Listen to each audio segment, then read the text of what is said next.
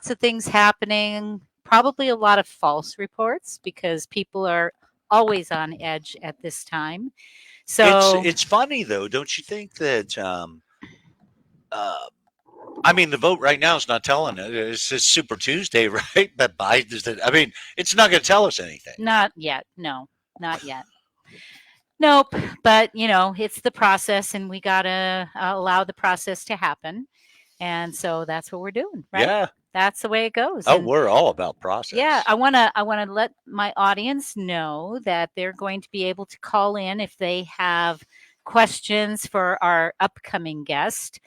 We have Phil Izon that will be on with us from Alaska, and it is the Ranked Choice Education Association that he represents. He also wrote a 320-page, basically a reference manual, all about ranked choice voting, which if you're interested in understanding more about it, the history, the background, anything at all, it's in that book. I Trust was me. going to say, I have some unusual interests, but God love him, right? Absolutely. No, I think it's great that he did it. It's helpful.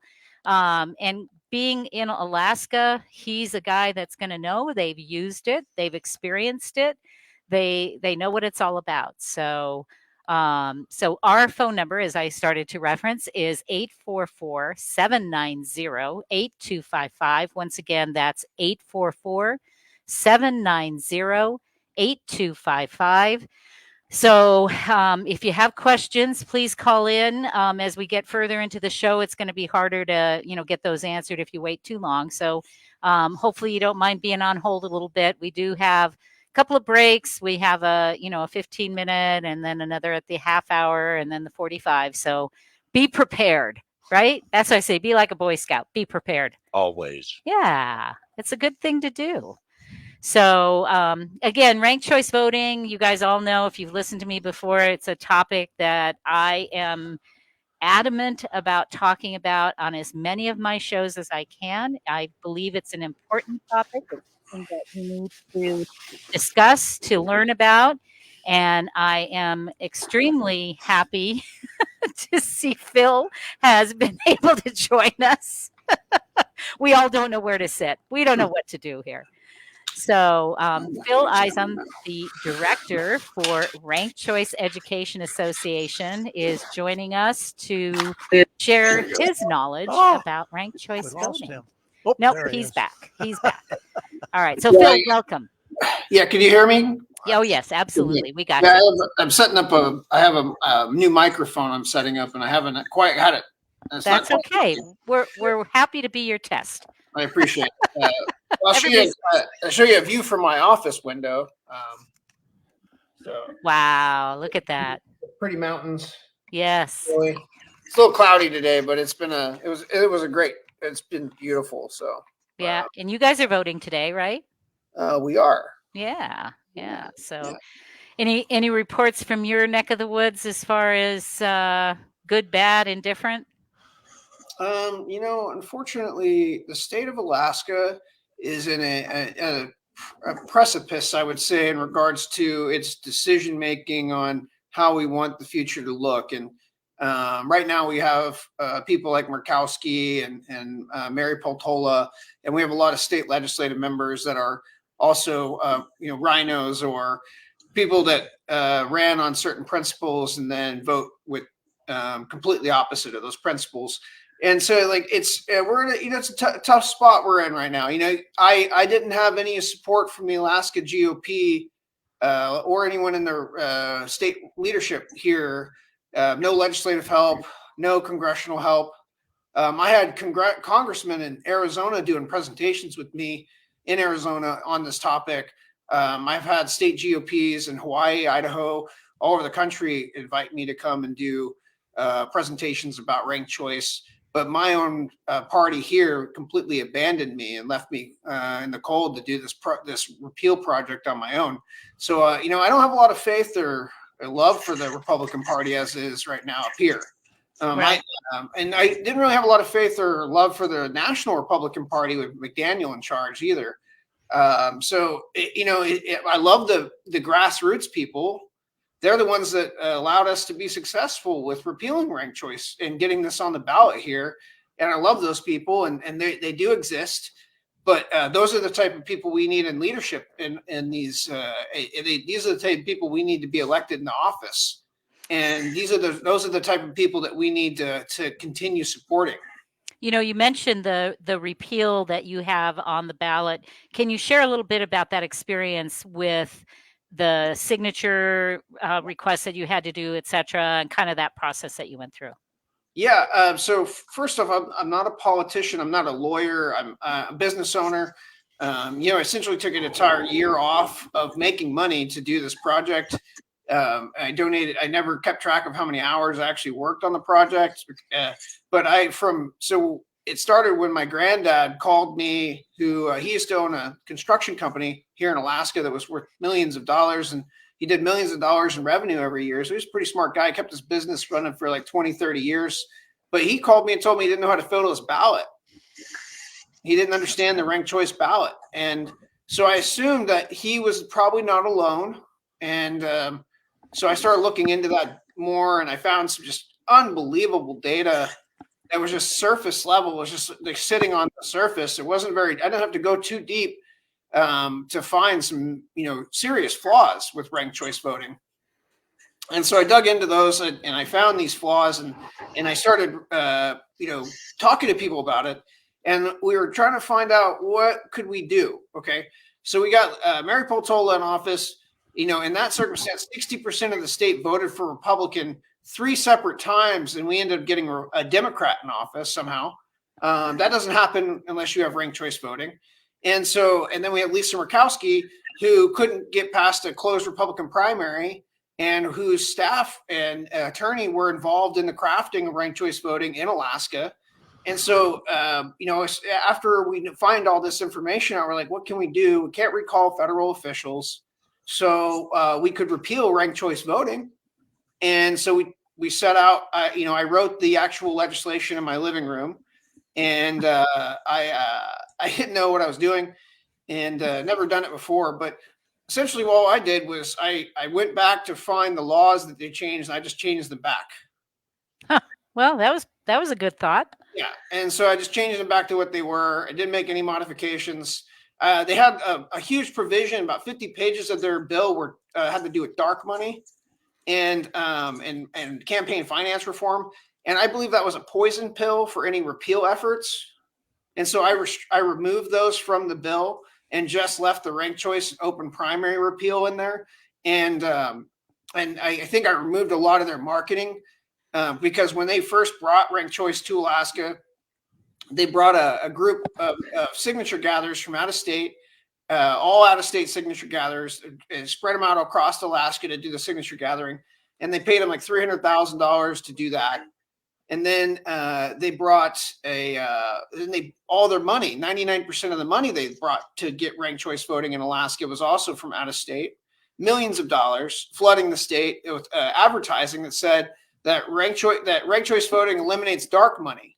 And the whole point of this ranked choice voting initiative was they didn't even talk about ranked choice voting or a primary. They almost exclusively advertised that this bill would get rid of dark money. So that was the marketing ploy. That was the marketing ploy. Another marketing ploy that these ranked choice supposed advocates, they're all paid people. You'll never meet a pro ranked choice person that isn't paid in some way, shape, or form. They just don't exist. And I've met them in Nevada and Arizona and lots of places. They don't know very much about the systems that they promote. They just know they get paid really well to promote them. Well, and I think that here in Nevada, at least, it was promoted primarily because I have somebody that I know that actually signed the petition thinking that she was an independent, and it was because they would have an open primary. Mm-hmm. She didn't understand anything about the ranked choice voting issue that was attached to that. Yep. So, so I think that's something that somehow has to get clear to the people in Nevada, at least, so that we don't do this. Well, you have a pretty small margin. Like I spoke with you the other day, it was like 53%. And so we could bring that down. We could.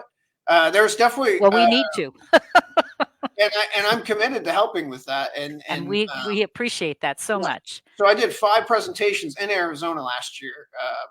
And I've gone all over the state of Arizona and free of charge. I didn't charge anyone in Arizona any money to do that.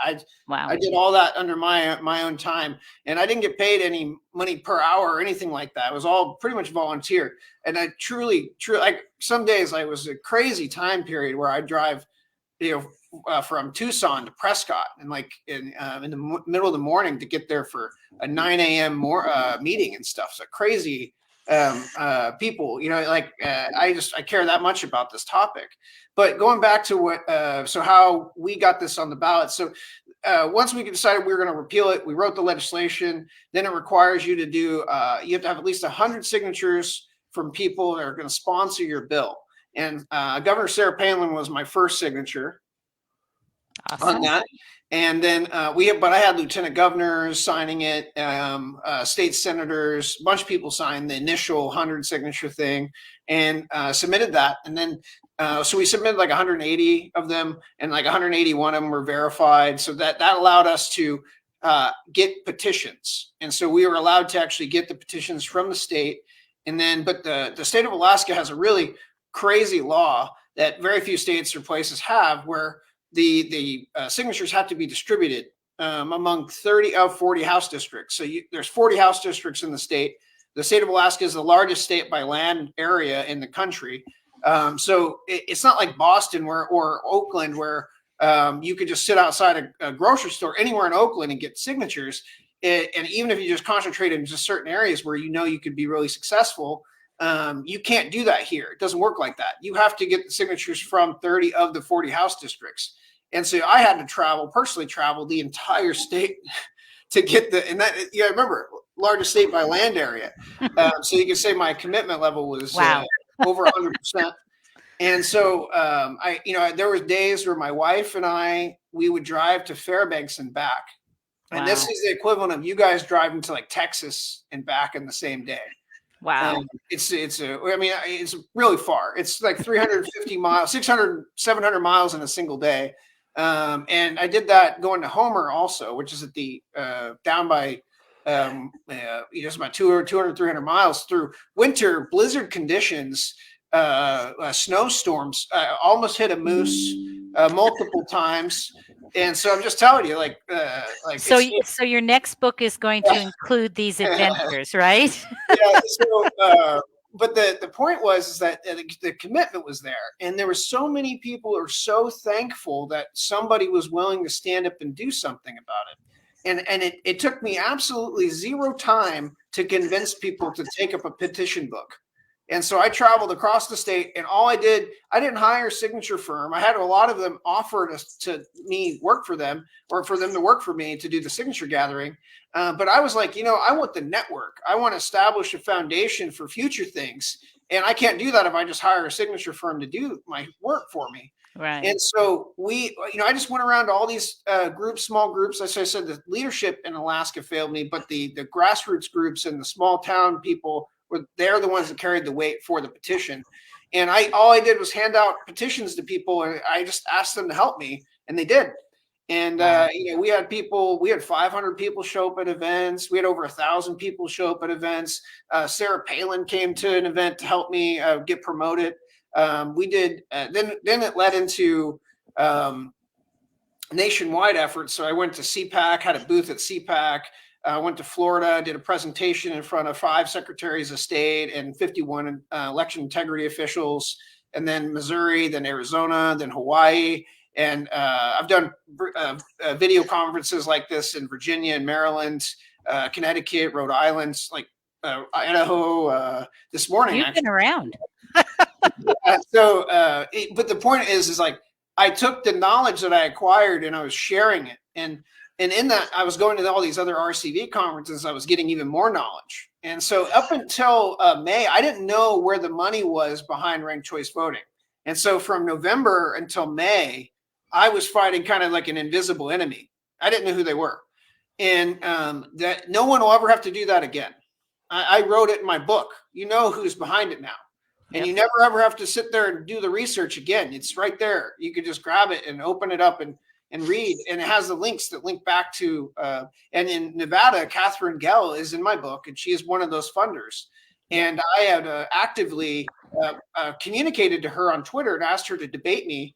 And she agreed to debate me initially and then backed out after we had 2 Zoom conversations. But shortly after that, I ended up actually. It speaks for itself, right? Yeah, it does. But I did debate a pro-ranked choice voting advocate here in Alaska that worked for the Alaska pro-ranked choice group, and I beat him handedly. And Phil, I want to tell our audience that you also expressed to me that if there is somebody out there that is pro ranked choice, you should call in to 844-790-8255, and Phil will talk to you right here on the air. No prep, no nothing. Just give us a call, and he's happy to debate that. And that's what we want too. We, as everyone that listens to me knows, I am totally against ranked choice voting, but we'll certainly listen to another side. So I actually did a call. I ran into a couple Australians in my ranked choice voting experience, I would say. So I've been doing this for a little over a year, and about a little bit over a year, about a year and a half now. And so in that time, I ran into about 3 or 4 Australians, and the ones that are honest will tell you they hate ranked choice voting. But the ones that are down there and they like to sell themselves in this idea that they love the authoritarianism that they live under. They hated the idea that I was getting rid of ranked choice voting in Alaska. Hated it because Australians are really proud of ranked choice voting. They think it's the best thing in the world. And so I had a news journalist ask me to be on a call with him discussing it. And I said, sure. And all the Australians were just trashing me, saying that I'm just going to get completely destroyed by this guy, and that we know ranked choice voting. We're raised with it since I was since we're in 2nd, 3rd grade, and I used that against him. I was like, great, thanks for that. So we go into this journalism thing, and I'm like, so you guys are telling me that you are raised with ranked choice voting from 2nd or 3rd grade, and you're mad at us because you guys are forcing an election system on generations of people that don't know how to use it? Crickets. Crickets. Yeah. So I'm just like, and then you're going to sit here and say that it's cheaper, but then the education required to educate generations of people on a voting system and make sure they actually know how to do it. And you're telling me that's somehow cheaper than just using the same election system that we've been using since 2nd, 3rd grade. Yeah, that's crazy. That's crazy. Another one is that they say it's faster, right? Alaska using ranked choice voting. So Alaska is 200,000 voters. So we have the amount of voters of a small city.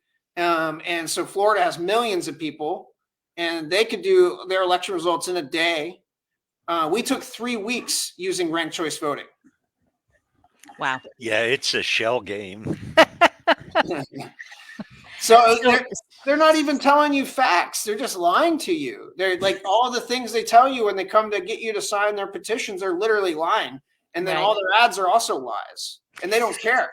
So share a little bit about ballot exhaustion, because we've talked about that on the show. And for anybody who maybe has at least a basic knowledge of what goes on with ranked choice voting, let's discuss that a little bit. Sure. Ballot exhaustion, they don't really discuss that at all when they do the promotion of ranked choice voting. But so I like using examples with discussing this. So Lisa Murkowski, who most people would say is a Democrat by voting record.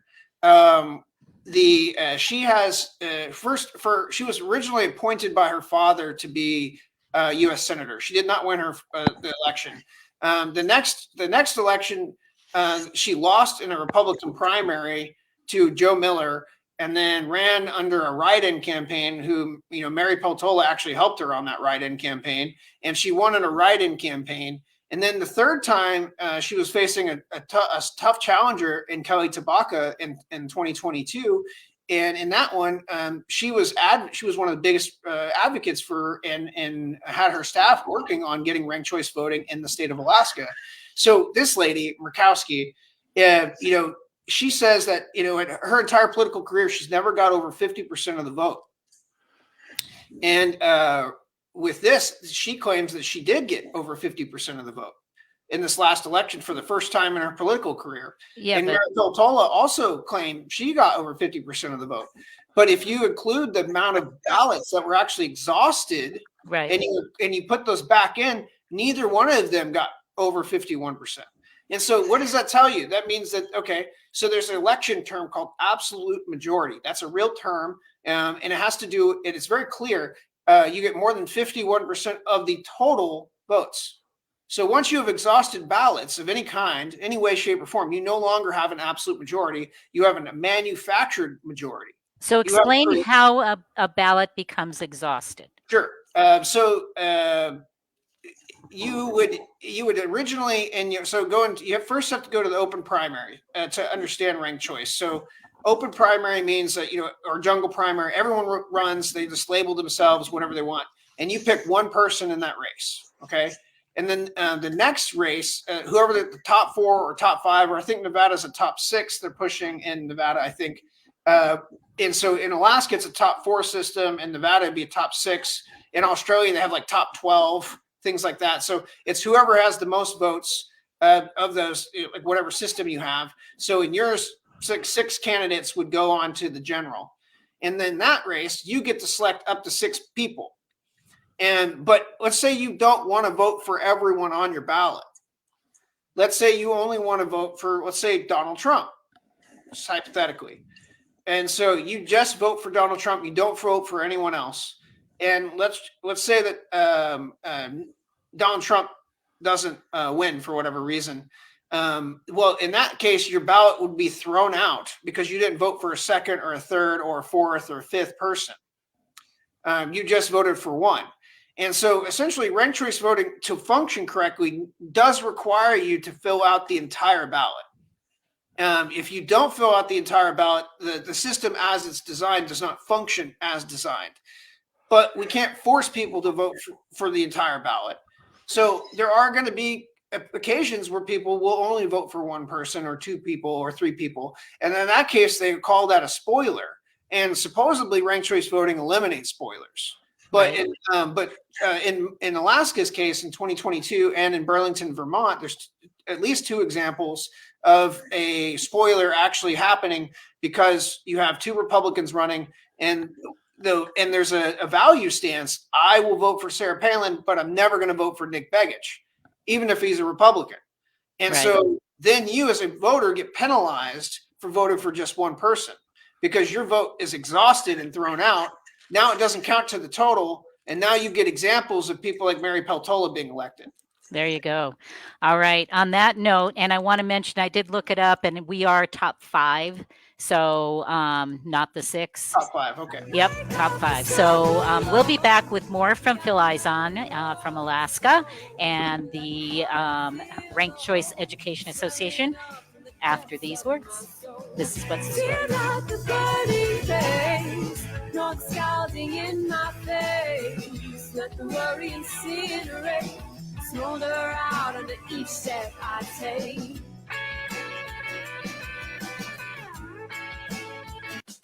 You hear it all the time. Buy local, think local, eat local, choose local, grow local. But who the heck really is local? You can shop with locals at the Nevada Marketplace in the Reno Town Mall and search for locals at buynevadafirst.com. We're all local all the time.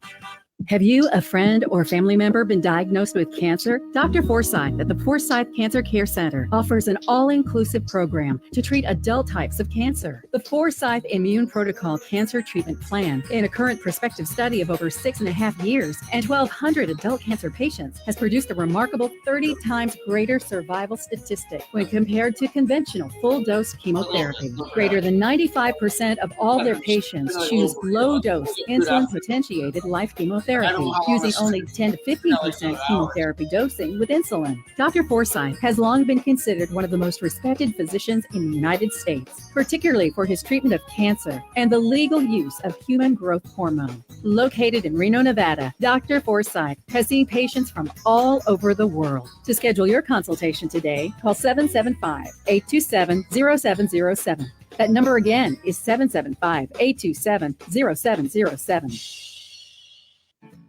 The Delta and Bonanza saloons in Virginia City are simply elegant. Imagine ascending the grand staircase and being surrounded by the Victorian elegance and grandeur of the historic banquet rooms. Original crystal chandeliers, mahogany bars, and oak dance floors highlight the eloquently appointed spaces. A truly romantic and unique setting for your wedding, banquets, or holiday parties. Detailed ceremony and menu planning ensures your special event is a memorable occasion. With just one call to Jesse at 775-847-0789, all of your arrangements will be handled by their experienced staff with your every expectation in mind, including cakes, flowers, photography, videography, music, and party amenities. Complete ceremony and reception packages are available, as well as their famous themed weddings. Since 1865, the Delta and Bonanza Saloons guests have come from every state in the union. Now it's your turn. No event is too large or too small. Let the Delta and Bonanza Saloons plan your next incredible event. Call Jesse at 775-847-0789.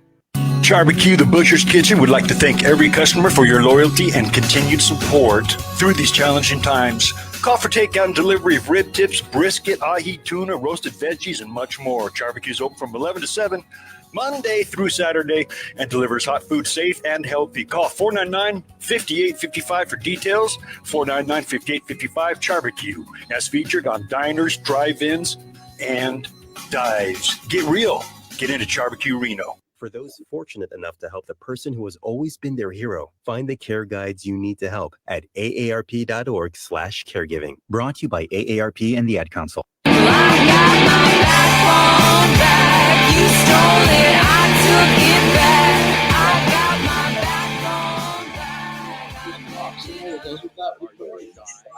Just whenever.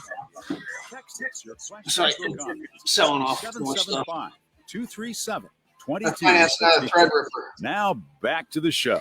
Welcome back. This is What's the Story? I'm Janice Hermson. I'm your host here with Doug Ashby, Ed Knoll, and our very special guest, Phil Izon from the Ranked Choice Education Association. Phil, before we get more into discussion, could you share where people can get the book that you have about ranked choice voting? Because I think it's very helpful. It's a great reference manual, if nothing else, although I'm not reading it that way, but it is a good reference manual. Well, I'm excited to hear about your feedback on it too. It was really meant to be a reference manual. It's not meant to be a cover-to-cover book. It's not. It doesn't have stories. It literally it's meant as a here are examples of failures of ranked choice voting and sources. There's over 100 sources in there, and so it's rankedchoiceedu.org is the website. And it's rankedchoiceedu.org, and then you can just buy it there. And so if anybody would like a free copy, just email me on the contact, and I could get you guys a free copy in PDF format too. So there you go. Everybody needs to know about this. That's for sure, especially in Nevada. So even if you don't want to pay for the book, you just get me in touch. You just reach out to me on the and anyone that donates to our organization also gets a free copy of the book too. So yeah, pretty cool. Okay, it sounds like we have a caller, so I'm gonna take the call, and Phil, hang on there for a sec. Yeah. Hello, caller. Hello. Good. What's your question? So Phil, when you're out talking, what is the single most influential point we can bring up that really gets their attention? So I would say that from the polling data on ranked choice voting, this is not my polling. This is from a DC firm that is focused also on making sure ranked choice voting doesn't spread. They did some polling on what really hits voters hard on in regards to messaging, and their message, the one that was big, was that you had election system failures. So the actual administration of the elections failed to administer the elections correctly using ranked choice voting, both times in the same year. One was in Oakland, and they actually awarded the winner to the wrong winner. And then it took 6 months to determine the outcome of that, and a court hearing. And then in Alaska, we had the Division of Elections violated state law by removing a candidate from the ballot. So the point is that this system's so complicated and so complex that election system administrators can't even do it properly. And when people hear that that there was a person awarded a position and then they had to retract that position and there was a court hearing to determine the winner, and that's all because of ranked choice voting, that cratered the support for ranked choice voting from 80% of people saying they might be interested in ranked choice voting to only 20% of people being interested in ranked choice voting. And so I think when people realize that we already have issues with our elections, the last thing we need to do is add more complexity and more error proneness. The other thing is that you tell people that you can't audit ranked choice voting. And so that's another huge point that really hammers home on people that this is you're moving further away from. So electronic voting originally started after the hanging Chad situation with Al Gore. And so they tried to say that electronic voting was more secure and less error prone, but that's just not been the case since the development of electronic voting. And if you want to go further into electronic voting, then the ranked choice voting is that direction. So if you want to go away from electronic voting, then you want to steer as far away from ranked choice voting as possible. And so, and this is per the Division of Elections in Alaska, my conversation with them, and this isn't just hyperbole or me just saying this, this is legit. They're telling me you cannot audit ranked choice voting. You cannot hand count it. It's not auditable. You have to use the same system that you originally used to get the result to audit it. And that's not an audit. How true is that? So I'd say those are the big ones. I would say that really hammer home. And then you just explained that, in Alaska, 60% of the state voted for a Republican in the U.S. House race, and we have a Democrat in office. Explain how that happens.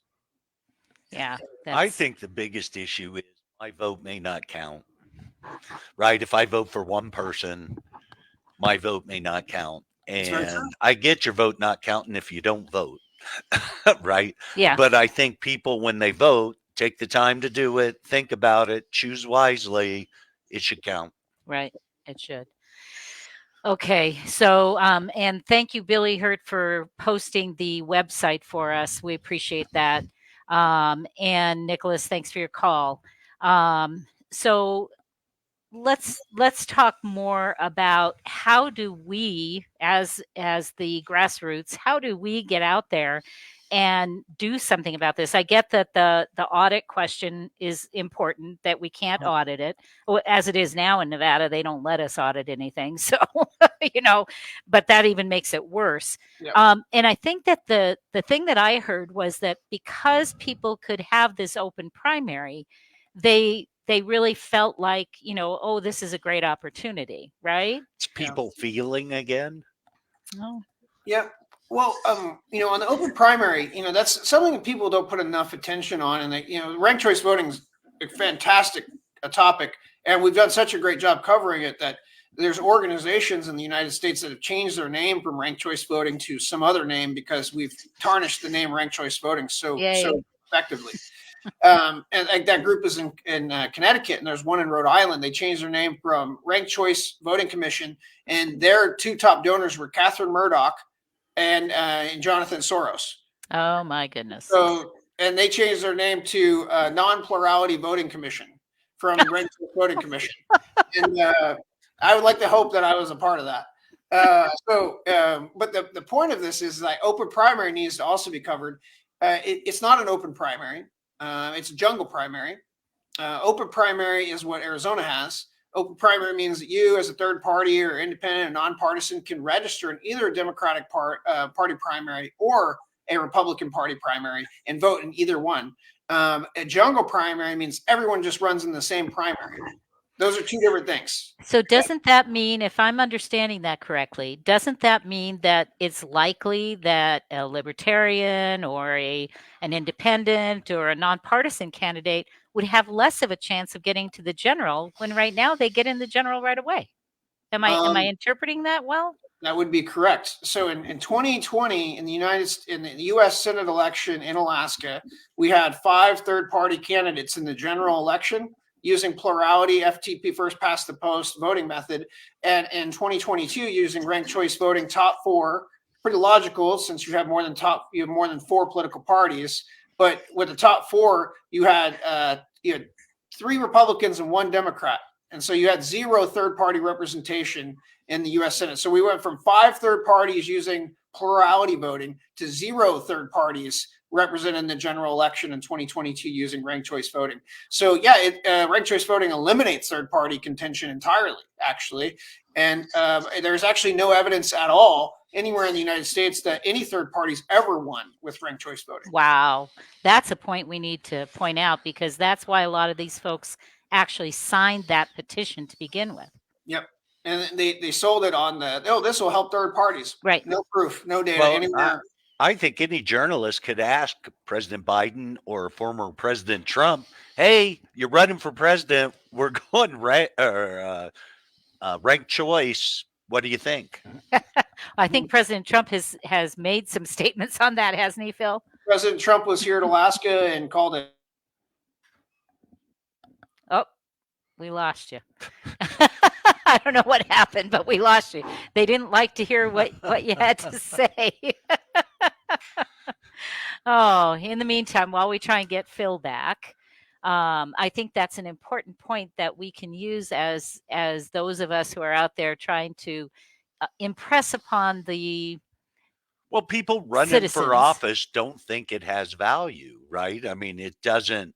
They want to be the best. They want to win. They don't think ranked choice voting picks winners. Well, I don't know, because we had Governor Sisolak, Senator Cortez Masto, both Democrats, who said they didn't like ranked choice voting, but then the Democrat Party, I think, stayed neutral. I don't think that they took a position on it. It's because they want the other side of that money. I don't know. Right? That money's flowing into their anyway. Yeah. Whether it's for ranked choice voting Phil's or muted. something else. Okay. Phil, you're muted. Okay, Phil, you're muted. So if you can unmute yourself, we'll get you There back. he goes. He's off mute. All right. Are you back with us? Nope, not yet. Not yet. We'll work on that. We'll get there. In the meantime, I just don't even know why it's an option, right? If you're going to go that far, just go to a flat out lottery. That way you get rid of all the campaign ads. You get rid of everything. There you go. You just draw a registered voter out of the hat, and that's your mayor. That's your senator. That's your president, and just go with it. Yep. I know. So, but I do think that if we can address the primary issue and the audit issue, we should just start ticking and tying all the different things that will make sense, and explain to the people out there, our citizens in Nevada, why this is not a good idea. It's not partisan. It's got to do with the fact that, and like he said, you're eliminating the third parties completely. Right. So that's even worse. At least now they get to go to the general election. They have some opportunity. Well, certainly in Iowa and New Hampshire, people without money can do grassroots stuff and get seen beside President Trump or others running. They got a chance. Right. Now they don't. That's right. That's very true. I like the small guy success story or small gal success story. And there's a chance for it, right? I love the underdog. Okay, we're gonna take a quick break. We'll get Phil back after the break here, and we'll hear more about ranked choice voting from Phil and the Ranked Choice Education Association. You're listening to What's the Story? I got my backbone back. You stole it, I took it back. I got my backbone back. I'm lifting her. Well, I'm lifting.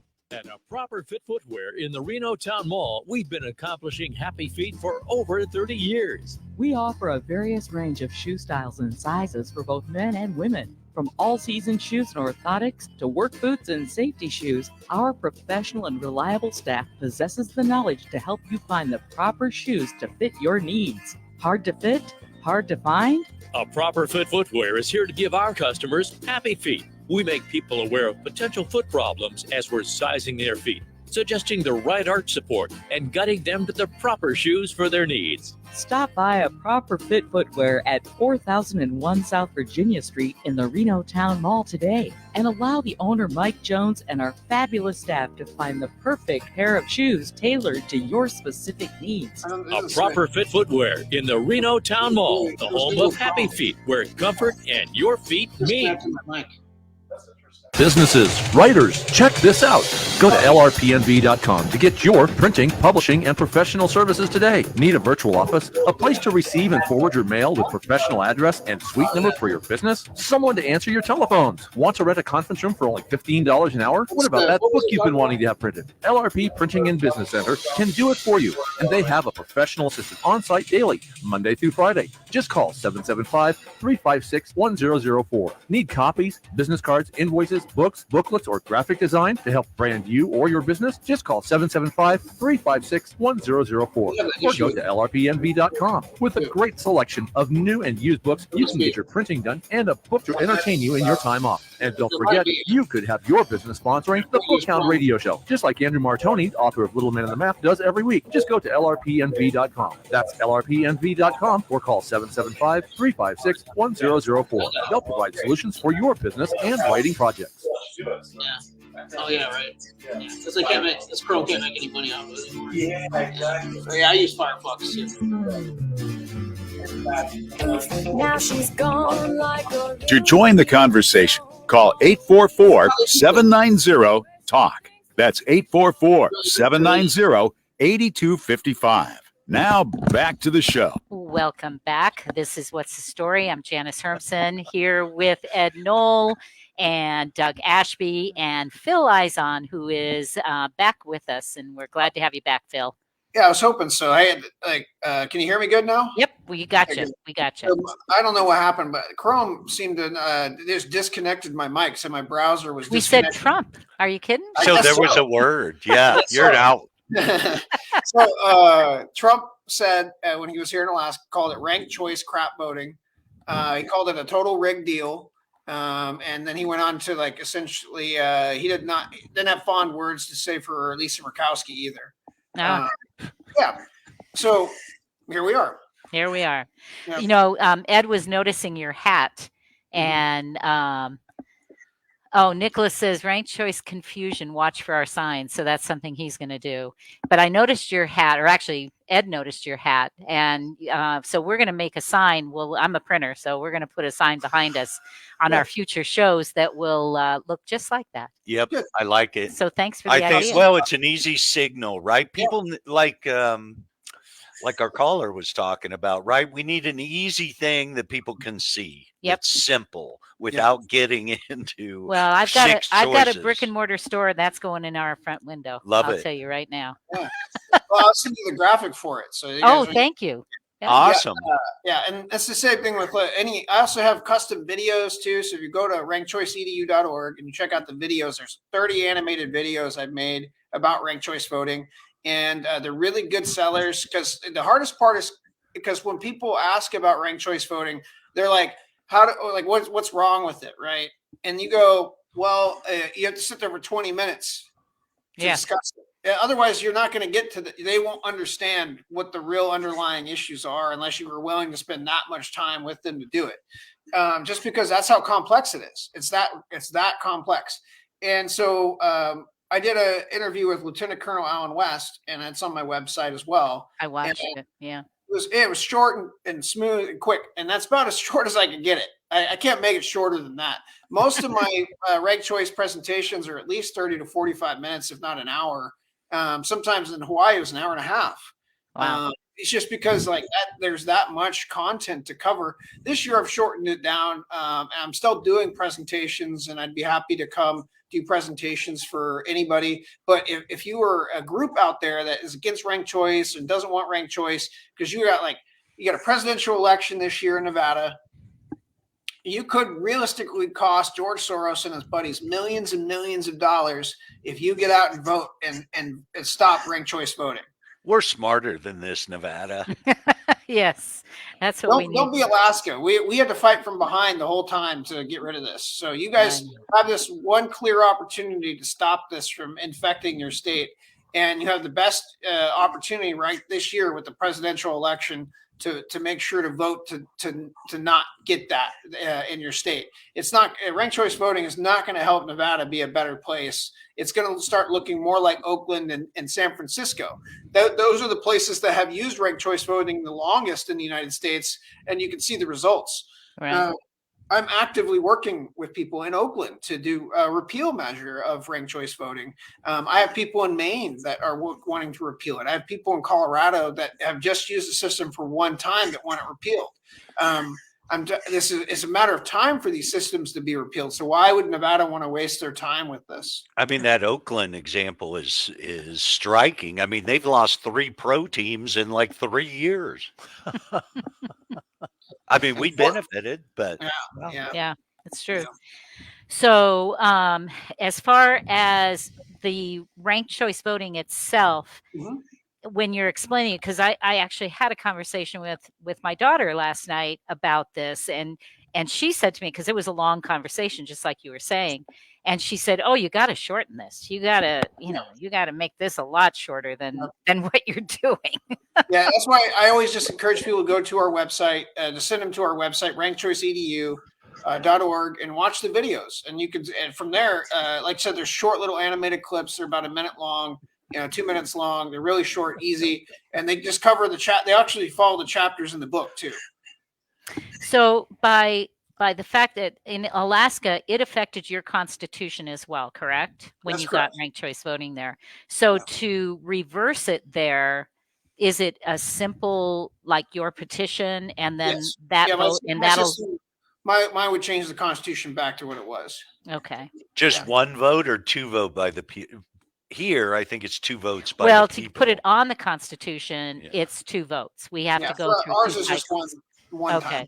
Yeah. So if we end up getting this, we would have to do this twice again. 2 elections, yeah. Ugh. And it will cost you millions. Yeah. In Nevada, I was able to get it done here. They spent $7 million doing theirs. I spent less than $200,000 doing my petition. And I'm trying to get that number even lower.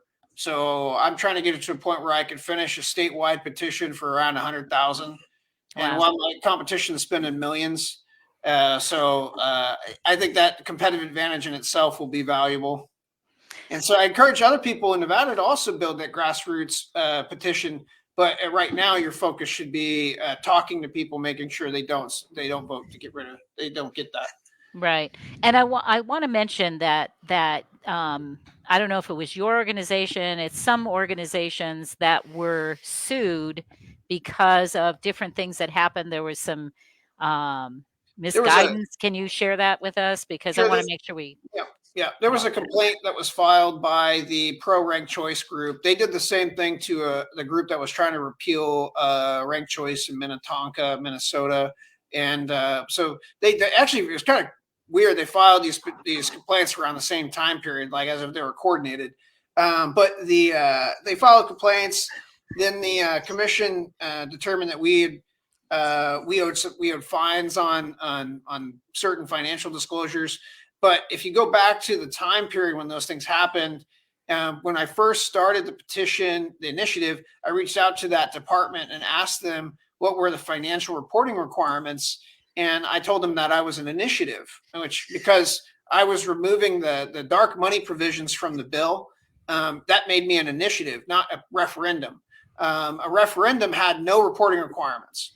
And so the guy the senior leader of the department who I spoke to, who was ultimately in charge of providing the fines to me, gave me the wrong information and told me that I was a referendum, not an initiative, and then told me I had no reporting requirements. And then didn't update that information to me until almost March. So from November to March, I was operating under the impression I had no reporting requirements. And then March, he told me I had to retroactively go back and report all my stuff. And then I got fined for all of that. Wow. So that's what people should be prepared for, is if they're going to be doing this kind of thing, it's likely that...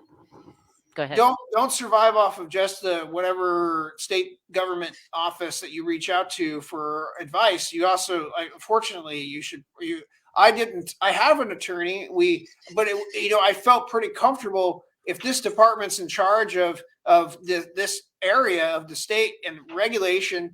I felt pretty comfortable asking them a question and getting a written emailed response from them. And I felt that was pretty concrete enough to feel comfortable. But unfortunately, that's not enough. Right. And you should probably take it even a step further and have your attorney reach out to even add another level of protection for yourself. Otherwise, you put yourself in a position like I did and ultimately have to battle them through an appeal process. Well, they get rid of you on a technicality. Right. Yeah. Well, the other thing, too, is I actually filed a complaint against them for doing the exact same financial reporting activities, and that will most likely result in a fine for them, too. So it's a little bit of tit for tat at this point.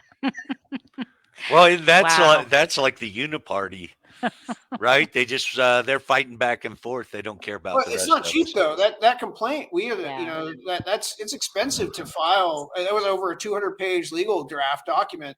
It's a very expensive to file. But they claim that they filed like 4 complaints against me last year, just trying to stop me. And they did a final ditch effort in December, asked the commission to stop my signature gathering. They straight up asked the state government to stop a citizen's petition. They asked them to do that, and the petition guy, the commission said we don't have the authority to do that. Wow. No one has the amazing authority what they'll go through. No one has that's like the Donald Trump with the Supreme Court thing. Yeah. They were trying to do things that were completely illegal. They knew that they violated state law. They knew they violated federal law. They knew they were judges and they should definitely know better, but they did it anyway just to virtue signal to people. Wow. That's amazing. And that's the same situation here. What's the final thing? We only probably have about a minute. What's the final thing that you would tell the audience or tell our listeners that they should be doing regarding ranked choice voting? Learn as much as you can about the topic. Like I said, go to rankedchoiceedu.org, watch the videos, read the book. If you want a free copy of the book, just email me. I'm happy to get you a free copy. But there's no excuse for not knowing about this. And there's no excuse to talking to your friends and family about it, making sure they don't make the mistake of voting for this. We will be in touch, Phil, and we're going to find a way to get you out here. Thank you, sir. Thank you so much. No problem. Talk to you later. All right. Thank you. Right. All right. If you're living with diabetes and using insulin, you know the pain of pricking your fingers over and over again. Ouch! Well, by wearing a small remote device called a continuous glucose monitor, or